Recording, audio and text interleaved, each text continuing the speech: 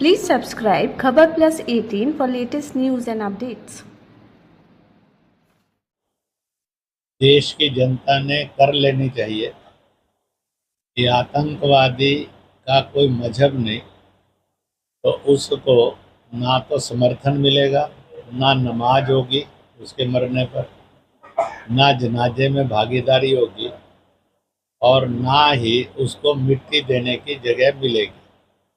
इसी के साथ साथ आतंकवाद और आतंकवादी को बुरी तरह से कुचलो, सख्त कार्रवाई करो और पाकिस्तान को सबक सिखाओ। यह प्लेज, यह संकल्प देश की जनता में और विशेष रूप से मुसलमानों में बनना चाहिए और उनको इसमें आगे आकर बढ़कर काम करना चाहिए। पकड़े जाने वाले लोग वह इस्लाम के नाम पर और मुसलमानों के नाम पर बदनुमा दाग है। इसलिए जो काशी में हुआ, मैं उसके लिए एजेंसीज को बहुत बहुत बधाई दूंगा कि उन्होंने समय रहते हुए उसको दबोच लिया और उससे आगे जो और बातें पता लगेंगी, उससे उस नेटवर्क का भी फर्क का खुलासा होगा और उसके विरुद्ध सख्त कार्रवाई भी होगी। उधर पाकिस्तान ने भी धमकी दी है, अगर सिंधु जल संधि का और सख्ती की गई और जल नहीं छोड़ा गया तो वह भी कोई कार्रवाई करेगा। भारत की सेना तैयार थी, तैयार है, तैयार रहेगी और उनको इस अंजाम को भी भुगतने के लिए तैयार रहना चाहिए। तो एक आखिरी सवाल, इजरायली प्रधानमंत्री ने कहा कि जो अमेरिका में उनको 2 राजनयिक मारे गए उनका वो बदला लेगा। भारत को भी क्या इसी तरीके पर चलना चाहिए? ऐसा है, हर एक देश की अपनी अपनी नीति होती है, अपनी अपनी जरूरत होती है। पहलगांव के बाद ऑपरेशन सिंदूर चलाकर भारत सरकार ने 9 डिफेंस एयरबेस पाकिस्तान के नष्ट किए हैं।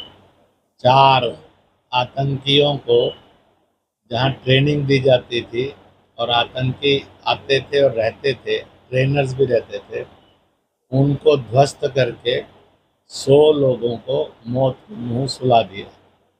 इसी प्रकार से भारतीय सेनाओं ने उन ठिकानों पर भी हमले किए जहां ऐसे सैनिक रहते थे जो आतंकवाद को प्रश्रय भी देते थे और आतंकवाद के जनाजों में भी सम्मिलित होते थे।